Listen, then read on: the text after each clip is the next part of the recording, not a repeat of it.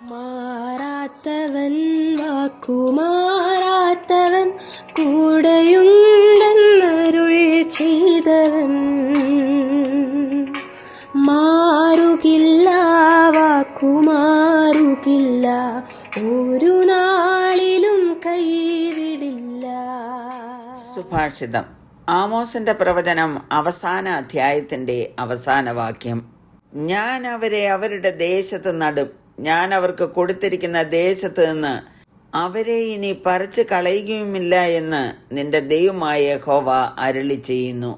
I will plant them in their land, and no longer shall they be pulled up from the land I have given them, says the Lord your God. ആമോസിന്റെ പ്രവചനം 9-ാം അധ്യായത്തിന്റെ 1 മുതൽ 10 വരെയുള്ള വാക്യങ്ങളിൽ ഇസ്രായേലിന്റെ ന്യായവിധിയും നാശവും പ്രഖ്യാപിച്ചിരിക്കുന്നു. 11 മുതൽ 15 വരെയുള്ള വാക്യങ്ങളിൽ യഹൂദന്മാരുടെ പുനഃസ്ഥാപനവും സുവിശേഷത്താൽ ലഭിക്കാൻ പോകുന്ന അനുഗ്രഹത്തെക്കുറിച്ചും രേഖപ്പെടുത്തിയിരിക്കുന്നു. ആമോസിന്റെ പുസ്തകത്തിന്റെ അവസാന വാക്യങ്ങളിൽ നമ്മുടെ തകർന്ന ലോകത്തെ അതിന്റെ യഥാർത്ഥ സൗന്ദര്യത്തിലേക്ക് പുനഃസ്ഥാപിക്കാനുള്ള ദൈവത്തിന്റെ പദ്ധതിയുടെ മഹത്തായ കാഴ്ചയാണ് ദർശിക്കുവാൻ കഴിയുന്നത്. നിർഭാഗ്യവശാൽ ഇസ്രായേൽ ദൈവം മുമ്പാകെ തങ്ങളെ തന്നെ താഴ്ത്തി പാപങ്ങളിൽ നിന്ന് അനുതപിച്ച് ദൈവത്തിങ്കിലേക്ക് മടങ്ങി വരുവാൻ വിസമ്മതിച്ചതിനാൽ ദൈവം അവരുടെ മേൽ ന്യായവിധി അയച്ചു. എങ്കിലും ഇസ്രായേൽ ഗ്രഹത്തെ മുഴുവനായി നശിപ്പിക്കുകയില്ല എന്നുള്ള ദൈവത്തിന്റെ വാഗ്ദത്തം നിലനിർത്തി ദൈവം വീണ്ടും തന്റെ കരുണയുടെയും കൃപയുടെയും വ്യാപ്തി കാണിക്കും. ഒരു പ്രവാസ കാലയളവിന് ശേഷം അവിടുന്ന് ശേഷിപ്പിനെ വാഗ്ദത്ത ദേശത്തേക്ക് പുനഃസ്ഥാപിക്കുകയും സമൃദ്ധി നൽകി അവരെ അനുഗ്രഹിക്കുകയും ചെയ്യുമെന്നാണ് നാം വായിച്ച വാക്യത്തിൽ നിന്ന് മനസ്സിലാക്കുന്നത്. ഇസ്രായേലിനെ സംബന്ധിച്ചിടത്തോളം ഈ വാഗ്ദത്തം പൂർണ്ണമായി നിറവേറ്റപ്പെട്ടിട്ടില്ല എങ്കിലും സമീപഭാവിയിൽ അത് നിശ്ചയമായും സംഭവിക്കും. കാരണം അത് ദൈവത്തിന്റെ വാഗ്ദത്തമാകുന്നു. ദൈവം ഒരിക്കലും തന്റെ മക്കളെ തള്ളിക്കളയുന്നില്ല. ഇസ്രായേലിന്റെ കാര്യത്തിലായാലും പുതിയ നിയമ വിശ്വാസികളുടെ കാര്യത്തിലായാലും അവിടുന്ന് അരുളി ചെയ്ത വാഗ്ദത്തങ്ങൾ നിറവേറ്റും. ദൈവം നമുക്ക് അനേക വാഗ്ദത്തങ്ങൾ നൽകിയിട്ടുണ്ട്. 2 കൊരിന്ത്യർ 6:17 വായിക്കുന്നത്, നിങ്ങൾക്ക് പിതാവും നിങ്ങൾ എനിക്ക് പുത്രന്മാരും പുത്രിമാരുമായിരിക്കുമെന്ന് സർവശക്തനായ കർത്താവ് അരുളി ചെയ്യുന്നു. ദൈവം നമ്മുടെ പിതാവായി തന്നെ വെളിപ്പെടുത്തി തന്നിരിക്കുന്നു.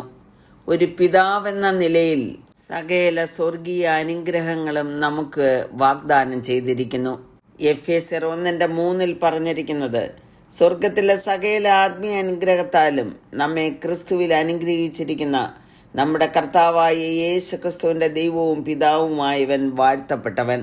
മനുഷ്യരാശിക്ക് നിത്യജീവൻ നൽകുന്നതിന് വേണ്ടി തന്റെ ഏകജാതനായ പുത്രനെ ദൈവം ലോകത്തിലേക്ക് അയച്ചു. യേശു കർത്താവ് പറഞ്ഞത്, നിങ്ങളുടെ ഹൃദയം കലങ്ങിപ്പോകരുത്, ദൈവത്തിൽ വിശ്വസിപ്പീൻ, എന്നിലും വിശ്വസിപ്പീൻ. എൻ്റെ പിതാവിൻ്റെ ഭവനത്തിൽ അനേക വാസസ്ഥലങ്ങളുണ്ട്.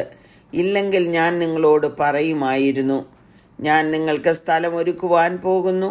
ഞാൻ പോയി നിങ്ങൾക്ക് സ്ഥലം ഒരുക്കിയാൽ ഞാൻ ഇരിക്കുന്നിടത്ത് നിങ്ങൾ ഇരിക്കേണ്ടതിന് പിന്നെയും വന്ന് നിങ്ങളെ എൻ്റെ അടുക്കൽ ചേർത്തുകൊള്ളും. ദൈവവചനത്തിലുടനീളം ആയിരക്കണക്കിന് വാഗ്ദത്തങ്ങൾ ദൈവം നമുക്ക് നൽകിയിട്ടുണ്ട്. വാഗ്ദത്തം ചെയ്തവൻ വിശ്വസ്തനാകുന്നു. അവൻ തന്റെ നിയമത്തെ എന്നേക്കും താൻ കൽപ്പിച്ച വചനത്തെ 1000 തലമുറയോളം ഓർക്കുന്നു എന്ന് സങ്കീർത്തനക്കാരൻ പറഞ്ഞിരിക്കുന്നു. പൗലോസ് പറഞ്ഞിരിക്കുന്നത്, നാം അവിശ്വസ്തരായി തീർന്നാലും അവൻ വിശ്വസ്തനായി പാർക്കുന്നു. തന്റെ സ്വഭാവം ത്യജിപ്പാൻ അവന് കഴിയുകയില്ലല്ലോ. ഈ വചനം വിശ്വാസയോഗ്യമാകുന്നു. ചിലർ താമസമെന്ന് വിചാരിക്കുന്നത് പോലെ കർത്താവ് തന്റെ വാഗ്ദത്തം നിവർത്തിപ്പാൻ താമസിക്കുന്നില്ല. ആരും നശിച്ചു പോകാതെ എല്ലാവരും മാനസാന്തരപ്പെടുവാൻ അവൻ ഇച്ഛിച്ച് നിങ്ങളോട് ദീർഘക്ഷമ കാണിക്കുന്നതേ ഉള്ളൂ എന്ന് പത്രോസ് പറഞ്ഞിരിക്കുന്നു. ആകയാൽ അവിടുത്തെ വാഗ്ദത്തങ്ങളിൽ വിശ്വസിക്കാം, വിശ്വസ്തരായി നിലകൊള്ളാം. ഈ വചനങ്ങളാൽ എല്ലാവരെയും ദൈവം അനുഗ്രഹിക്കുമാറാകട്ടെ. എത്രയാനന്ദമേ ജീവിതം, ഭീതി തെല്ലുമില്ല ജീവിതം. കാവലിനായി തന്റെ അനുരാഗ